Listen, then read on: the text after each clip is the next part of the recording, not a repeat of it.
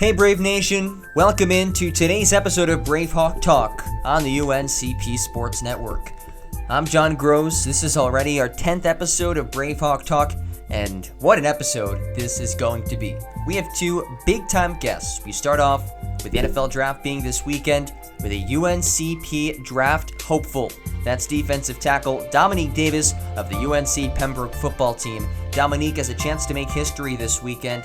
If he's either drafted or signed as an undrafted free agent, he will make history as the first ever UNC Pembroke football player to do either one of those two things. Later on in today's show, we're joined by someone who you've seen around campus, you've seen his work, Lamar Courmon, UNCP's Director of Creative Services. We go in depth with Lamar about how he got to where he is right now in his career and a whole lot more. But without further ado, we're joined first by Dominique Davis on a big weekend. The UNCP star defensive tackle talks about his time at UNCP and his thoughts on what's to come. Dominique, first of all, thank you so much for joining me today on BraveHawk Talk. I know this is a big weekend, big week or so for you coming up here. So I really appreciate you taking time out of your schedule to talk with me. Yes, sir. I appreciate you too, man. Most definitely. We'll definitely talk about this weekend and what the future may hold for you in a little bit, but I just want to first check in on how you and your family have been during these difficult times. Yeah, man, we've been just staying safe. Everything been pretty good, you know. Mom and stuff, they still working, you know, but they're still trying to be safe as possible. But for the most part, everybody's been doing good. My son, everybody. Good. Certainly glad to hear that. So let's take a look back to the start, to I guess when you started playing football growing up, and at one point did you realize maybe that football was the sport you wanted to pursue? Yeah, actually, man, I grew up in a basketball home.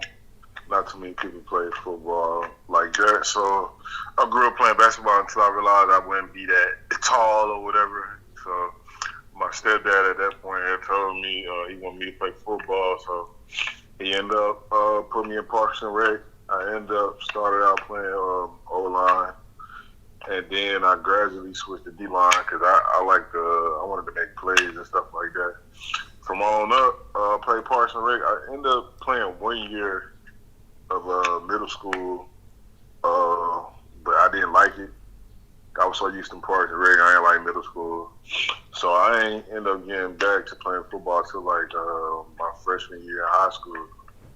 So that was leading on to that point. Yeah, I got in my sophomore year. I continued on. I wasn't that big around like ninth grade. I was like 5'8", 5'9", till my junior year. I had a growth spurt, and then my senior year I had an even bigger growth spurt, going from around like 5'8" to 6'2", 6'3", like I'm 6'3" now. Wow. Yeah, man.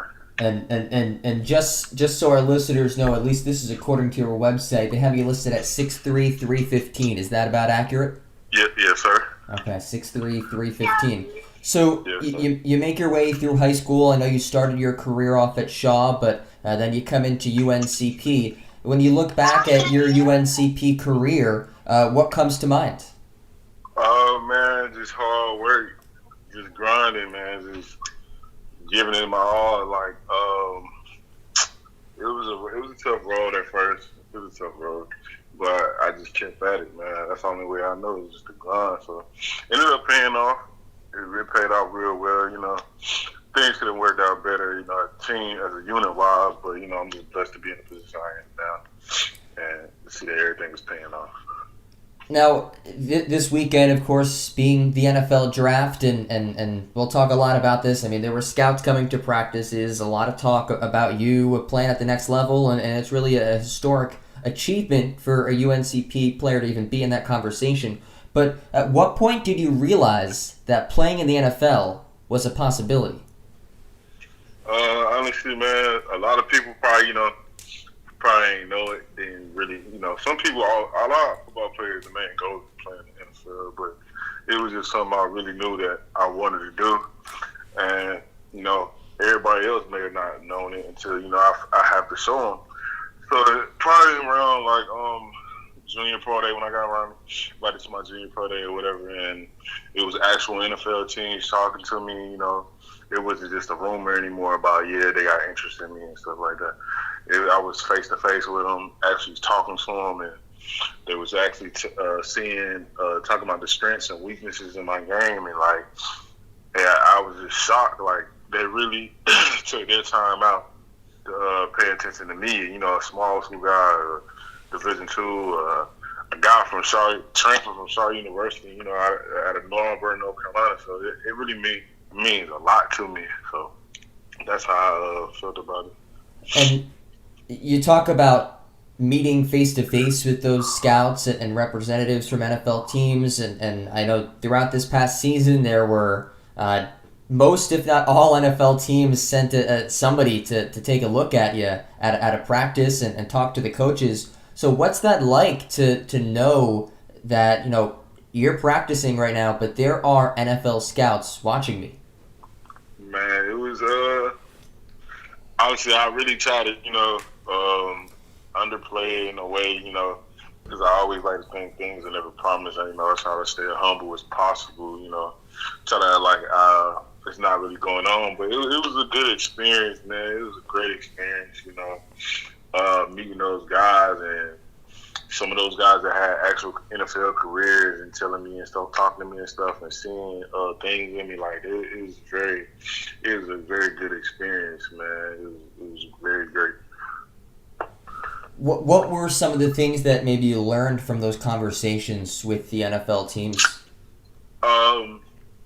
Just what the things I already do good and the things I could work on at the next level, and not even just about football, just character issues, how to act, how to behave yourself, keep a clean image and stuff like that. And that's one thing I take pride of myself, just outside of football, keeping my nose clean and staying away from a lot of stuff. But I learned a lot about like techniques, working on hands. That's a lot of things they try to tell me I should work on before I get there, or the opportunity comes and stuff like that. That was really the biggest part that they would speak on. UNCP season ended back in November, but I know that your journey towards this weekend and beyond obviously continued after that, and I know that it's quite the process to get ready for the NFL weekend, NFL draft weekend as a draft prospect. So can you take me through that process, like kind of just what the last few months have been like for you? Honestly, I ain't had a normal route. I had some bowl games on the table. I was a prospect for the Reese Senior Bowl and all that. The East and West game had talked to me and stuff like that through Coach Richardson. And it hurt that I couldn't go, so I ended up having labrum surgery. I played last season with a torn labrum and a stretch fracture in my foot, so I had to heal from those injuries. So I really didn't get a chance to go show my talents against bigger schools, bigger guys that go into bigger schools and stuff like that. But I believe in myself. I know I can dominate whoever in front of me. So just going along, getting back healthy, just recovering, working out every day. It was just a grind, man, every day. Like, sometimes it was hard, I felt like things weren't getting better, but it ended up getting better. So after that, started getting the process of training for the pro day. Hated that I didn't get to show my talents even more at the pro day because I was locked in with ECU. I had a couple more schools, but there was some stuff going on, like state, but ECU ended up saying they wanted me to come out there and stuff like that. But probably like 2 days before the pro day, I was training, and I got a call from my agent, and they had canceled the pro days and stuff like that. So, like, I just kept the faith, and it was a lot of teams honestly still staying in contact with me, showing a lot of interest, calling me and texting me, and it's been really a blessing, for a guy like me. This guys at bigger schools, they ain't even getting this type this type of time for those people, man. Some people get 1 or 2 calls. I'm blessed for how many 10 plus teams still calling me and keeping in check with me. So it's been a good process, man. I feel like everything gonna play out right. So I'm just happy to be in this position. And you talk about what it's like for a guy like you to be in a situation like this. You're a local product coming out of UNCP. What does it mean to be representing not just your university but your region, your town, your county at this level? Man, it's just motivation. Like I like to tell people, like my friends, we all relate. I just took time out the grind just even harder. I just like to be that. I just want to be that hero. Like if I did it, anybody can do it. Because coming out of high school, I wasn't like a 5-star prospect. I ain't go to Nike camps. I wasn't like the best person in the nation and stuff like that. So for a guy like me, that didn't have any of that stuff, and to just put in the work and the effort and stuff like that, and just to go out there and do what he's supposed to do and have fun with it, and for people close to me and that know me or know about me and being where I'm from, like that can open up a lot of eyes and be like, wow, like if Dominique did this, I can do this too, because my story is kind of very relatable. So that's why I pride myself with the university and where I'm from. And UNCP as a program has never had a player drafted, has never had a player signed as an undrafted free agent. Have you thought about the fact that you could be the first? Yes, sir. I have honestly thought about it, but I mean that's definitely would be a great achievement, because that's one of the most historical achievements that you probably could have in the program. Because like you said, nobody has did that before. A lot of guys have been All-American. I'm not an All-American, but making I wouldn't even need to be All-American. If that happens for me. So it's just a blessing, man. I'm just so blessed, man. And what do you hope that your legacy is that you've left behind at UNCP? Really, ain't too much shine. I just really want to be known as a guy that worked hard. He just took what he had and made the best out of it. He tried not to complain. He always gave it. He gave his all and left it on the field through the tough times and the good times. So that's really what I just want to be known as. I don't want all the notoriety or the spotlight. I'm not really that type of guy. Like I like to just do what I'm supposed to do and stay out the way. So I just really want to be known as one of those guys that's just a hard worker, basically. What will you bring to an NFL team? Man, effort, man. 100% effort. Like, that's the main thing. You can't promise nobody else anything. You can say this and do that, but the only thing you can guarantee somebody is the effort you're going to pull out, giving your all. That's what I'm willing to bring. All the other stuff is going to come along, all the other things. And I guess one last question, because 99.99% of people are not in a situation or will never be in a situation that there's a chance they'll be playing professional football or professional sports of any kind for that matter. So can you kind of take me through what's going through your mind right now? Really, man, I'm really just happy, man. I'm just happy, like, just everything up until this point. I'm just happy. And I just thank God every day for putting me here, keeping me humble. A lot of people actually been hitting me up, asking me how I feel. Do I feel nervous? I mean, honestly, man, it's just nothing to me, like, because I just had so many things taken away from me, man. I'm just so happy and just so blessed to be here, man. Like, I just really want to motivate everybody else, and show everybody what you can do with the chance if it's given to you. That's awesome. Hey, Dominique, thank you so much for your time. Best of luck this weekend and beyond. We all have your back. We're all rooting for you. And here's to hoping that your name is called this weekend. Yes, sir. Thank you. Thank you so much, Dominique. Best of luck with everything. Yes, sir. Thanks again to Dominique for joining me on today's show. So excited to follow his career and what's to come beyond his time at UNCP. Up next, Lamar Courmon, UNCP's Director of Creative Services. As we said in the intro, he's the one who makes all those awesome graphics, a lot of the creative content that you see on our social media platforms, websites, at sporting events. But there's so much more to Lamar than just the incredible content that he creates. So let's go in depth with Lamar on BraveHawk Talk.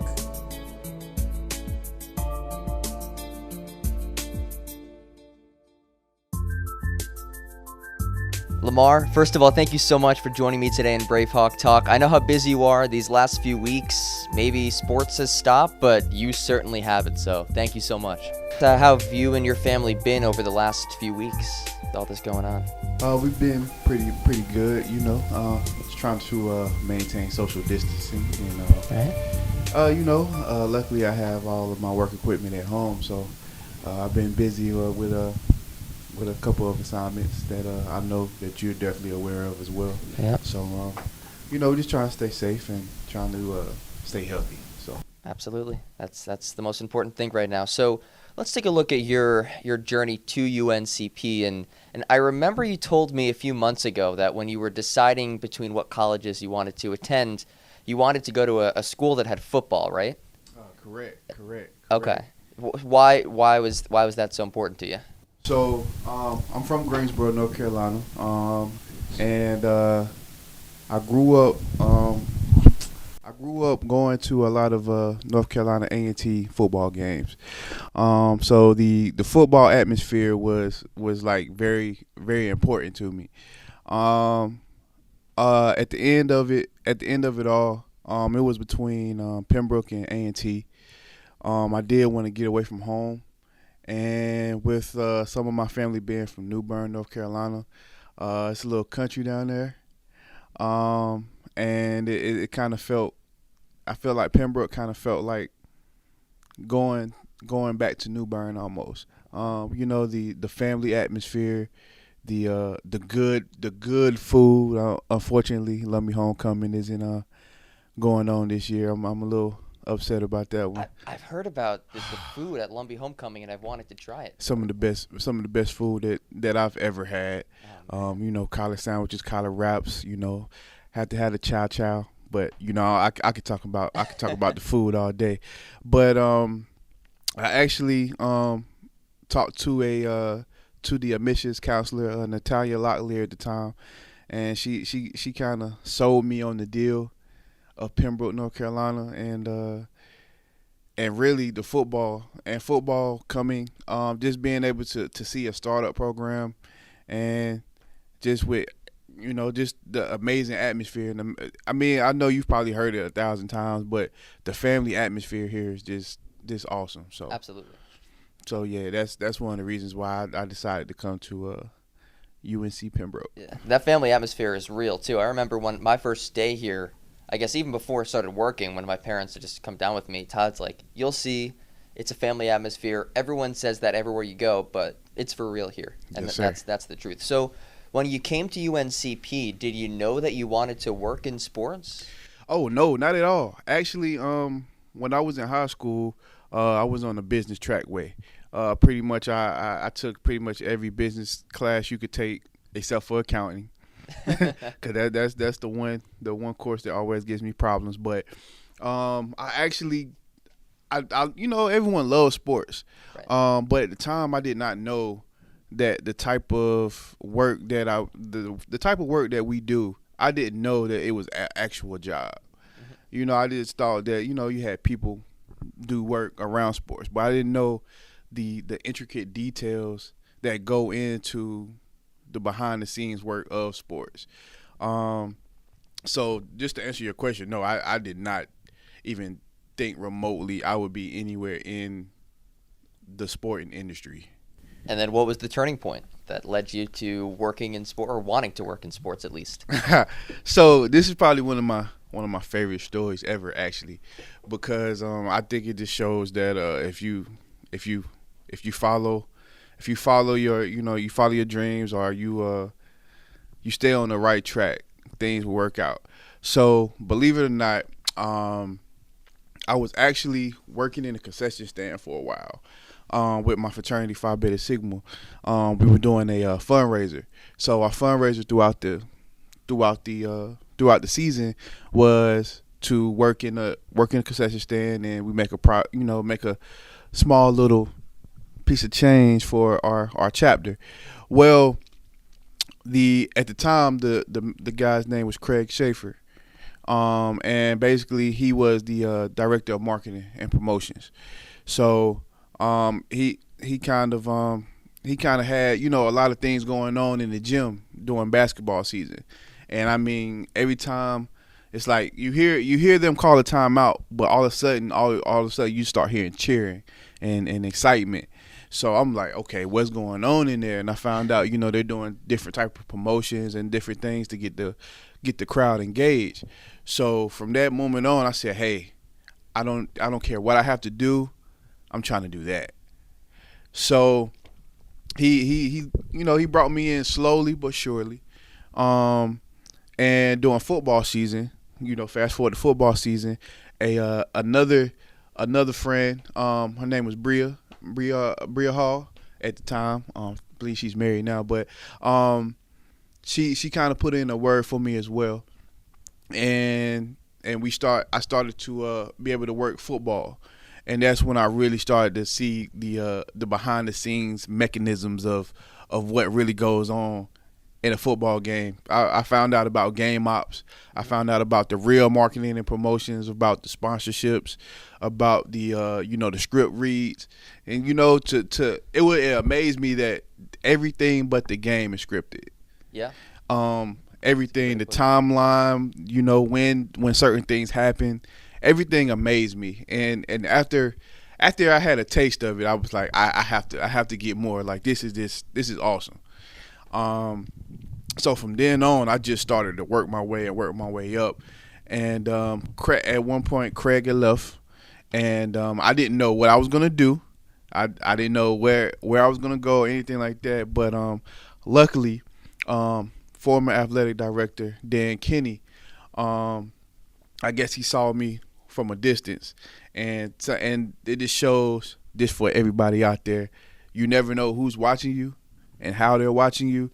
But at a freshman moving event, Dan Kinney actually pulled me to a side and said, "Hey, I know Craig is gone, but if you would like to continue to help with athletics, stop by my office, and we can discuss a further way to get you engaged." Now, you were still a student at this Still point? Still a student. So I stopped by his office, and next thing you know, I get an internship with athletics. And then from there on, I just kept putting in work. And then once Dick Christie came in, he also I was still a student at the time. He also allowed me to stay on, and that's kind of how. And I've been here, and I love it to death. Like I just love it, and I think my skills have progressed tremendously. So you're, at least according to the website, in your 9th year in the athletic department here at UNCP. You mentioned you love it so much here, but what makes UNCP so special? Honestly, it's almost like the people, the competitiveness, just everything. I think it's one big melting pot of just greatness. Don't be good, be great. Right, exactly. So yeah, exactly. That is definitely a motto I live by, is don't be good, be great. And I try to put that into anything and everything that I do. And I feel like Pembroke is just giving me the opportunity to grow. One thing I've always said was that even though it's a small community, you have better opportunity, because a lot of the things that I've been able to do here at Pembroke, I know I would have not been able to do at a larger institution or a larger university. I grew. Athletics wasn't the first thing that I did here. I've been with the on-campus activities board. It was called ACE at the time, Association of Campus Activity Entertainment. I was with SGA. I worked for student involvement and leadership, the Career Center, you name it. So you've been all over the place. I've been all over the place, and I believe that each job that I had prepared me for the job I have now. The different skills that even if it's, and a lot of times some people looked at me a little crazy at times because a lot of the things that I did, I wasn't getting paid for. But I tried to explain or let people know that there's more benefit. Sometimes the monetary value doesn't quite beat the experience that you gain. Right. And I think that really helped me out. Definitely the biggest thing that helped me out. I don't know if this is going to be a question later on, but just me working with the Association of Campus Entertainment. That's where I was actually introduced to graphic design. Okay. So I had a guy, Jay, not little Jay that people might think that I'm talking about, yeah. not Jave, but I had another guy named Jay. He was a great graphic designer, and he also worked in the Association of Campus Entertainment. And the year that he went to become vice president, I took over what his job was, which was graphic design. So, and I just stepped in because I just wanted to challenge myself. The only thing is I did not know graphic design at the time. Wow. So you didn't know how to do any of it? I did not know how to do any of it. So basically I acquired a copy of Adobe Photoshop over the summer, and I went to YouTube University. And basically I pretty much spent my entire summer making this, like, make believe events up. And I mean, of course, it wasn't the best of products, but I was proud of myself from that next year. I was proud of how far I came, and just being able to keep going to YouTube and keep progressing and keep trying to learn and build my knowledge. I eventually started to get pretty darn good at Photoshop. I think that's an understatement. But that's an incredible story, because I know so many people who work on Photoshop, and I guess you're the director of creative services. People who work in that field self-teach, and that's such an important skill, and you certainly displayed that. I want to go back to something you mentioned a little earlier, your experience in your fraternity. I know that Phi Beta Sigma is important to you, and I know that you're still active as well. What was your fraternity experience like, and I guess what are some of those connections that you still hold today?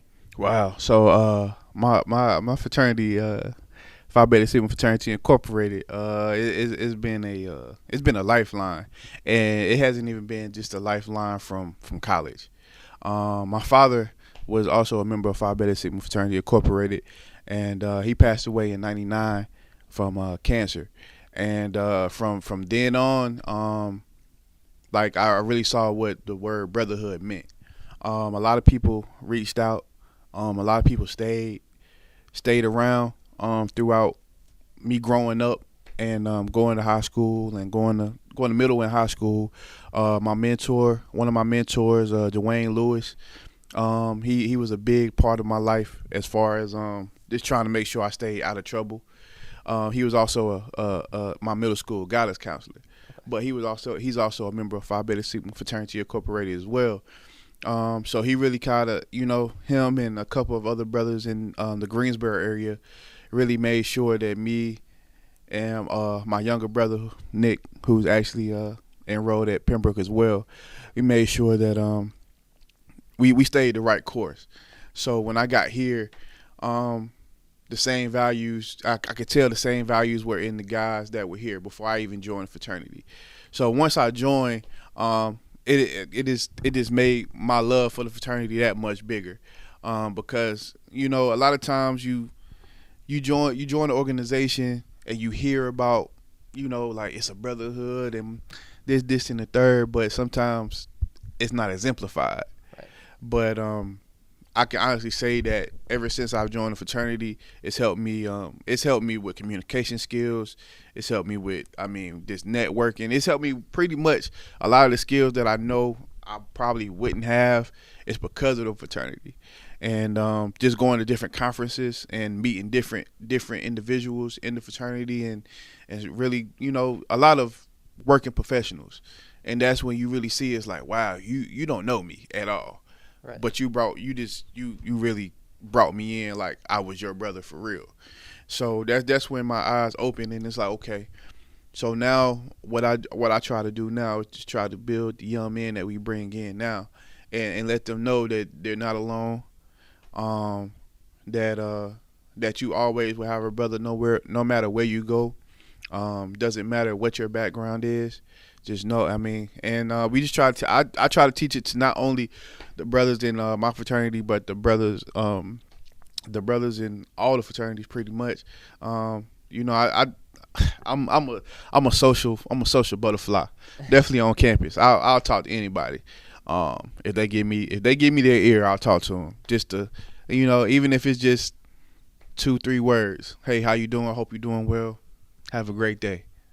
But yeah, so I just believe my fraternity has definitely been a beacon light for me. You just brought up exactly what I was going to ask you next. The fact that when I walk around campus with you, whether we're going to lunch or to some event, every single person knows you, and you know every single person. It's incredible, and I know that you're still very involved throughout campus. I know that you're very involved in homecoming week with the step show as well this year. You were on stage, and I saw. Unfortunately, I wasn't able to go, but I saw videos of it, and it seemed awesome. So why do you feel it's important to continue to stay involved in campus life at UNCP? One, I just feel it's just me. It's in my DNA. I was told, since I didn't really get to know my dad that well, but I've been told numerous times that he was just the same way, social. Like if he stepped in a room not knowing anybody, by the time he left that room, everybody knew who he was. So I say I closely take on that persona, but also,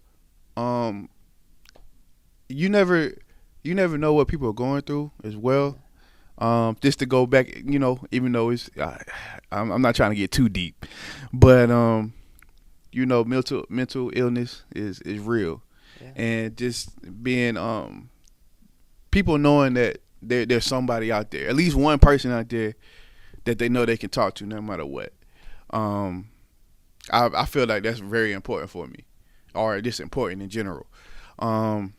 So if you go out here and you just say, "Hey, how you doing? Hope you're doing well," talk to somebody for just a little bit. You never know, that could change somebody's whole day around. Maybe they just weren't feeling it that day, and you talking to them and just checking on them and seeing that might have been the first time somebody checked on them all week. You never know, and really, the biggest thing is nobody can trust somebody that they don't know. Yeah. So when I ask, when we go out here and tell people about football games or basketball games or soccer games or any athletic game, do you trust me to let you know, like, yo, this game is really worth coming to? Like, this is it. Like, I want you to come out not because it's a favor to me, but because I know that you'll genuinely enjoy it.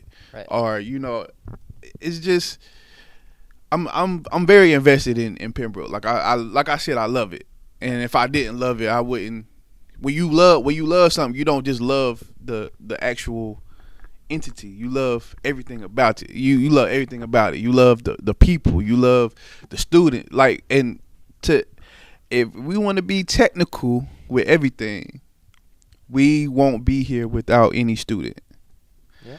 Without students at this university, we aren't here. So why not appreciate them and see what they want, see what they want to see, or, just get to know them. And, they're coming here for guidance as well. Even though they're coming for education, they're also coming they're also coming to grow.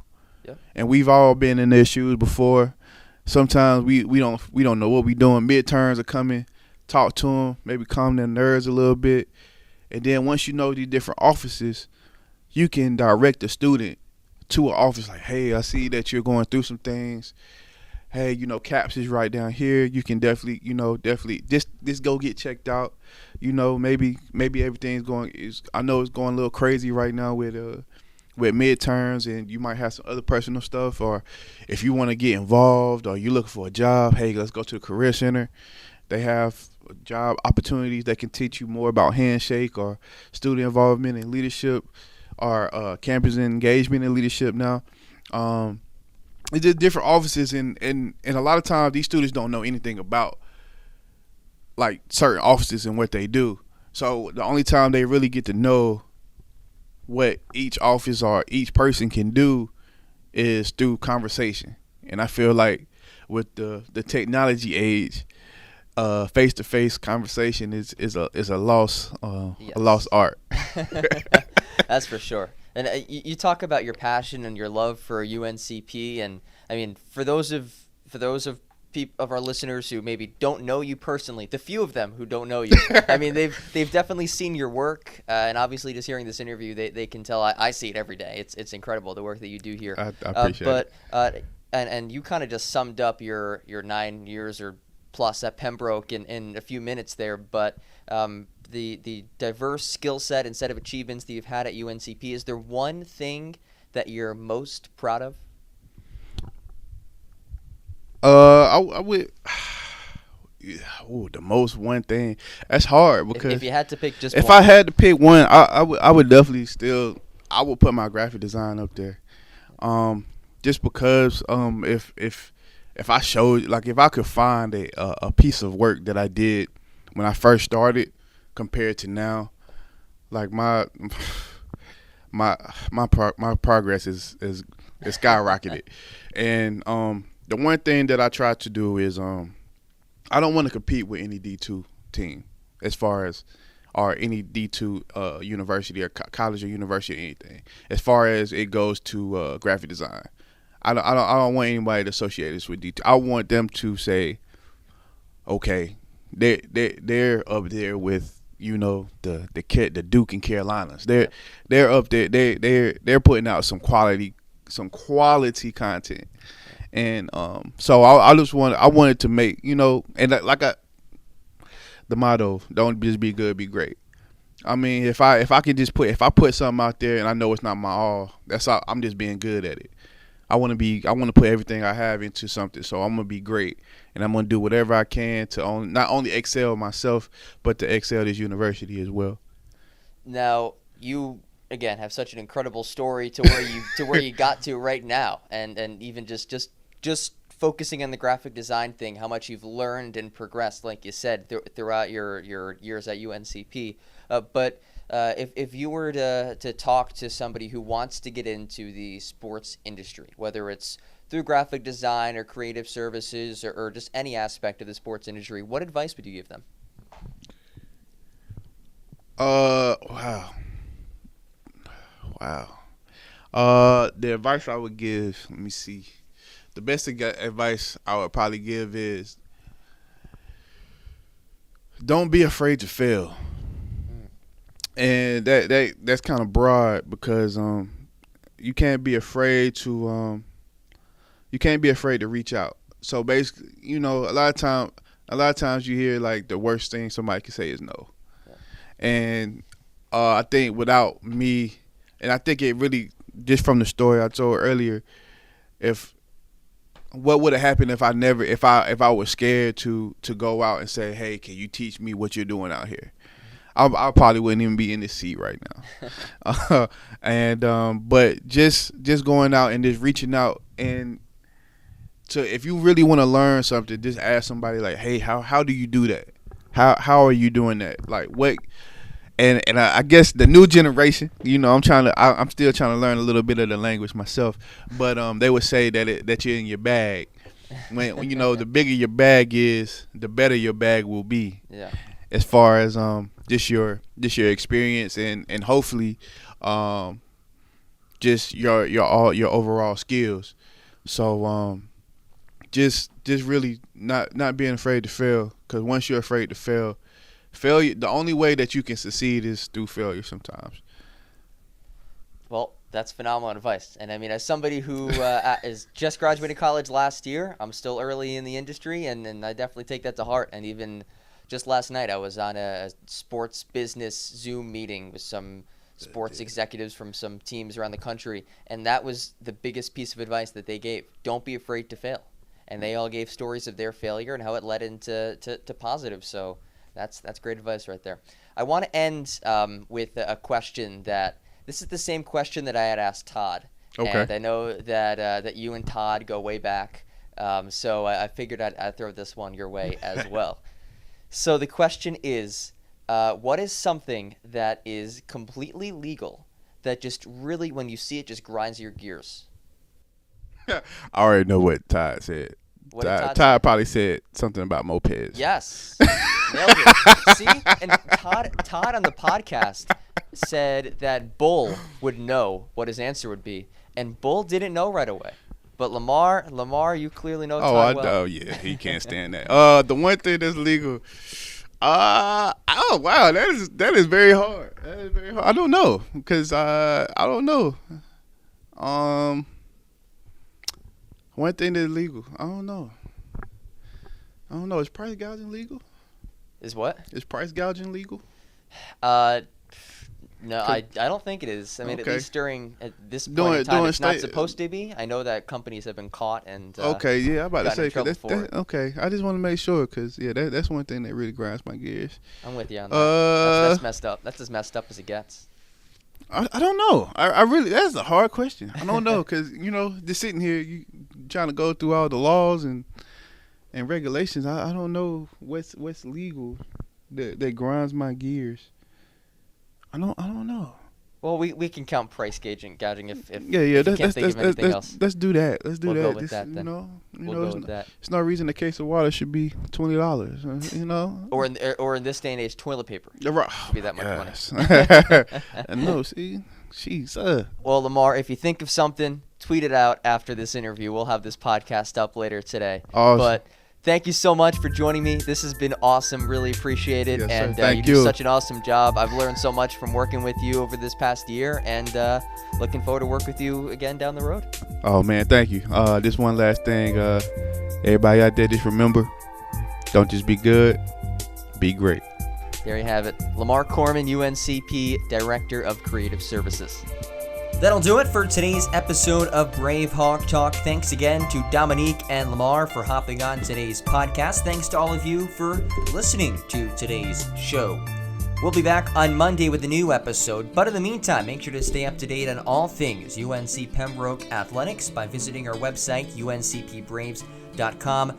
Follow us on all of our social media platforms as well. You can like us on Facebook under UNCP Athletics, and follow us on Twitter, Instagram, Snapchat, and TikTok at UNCP_sports. Thanks again for joining us. We'll talk to you Monday.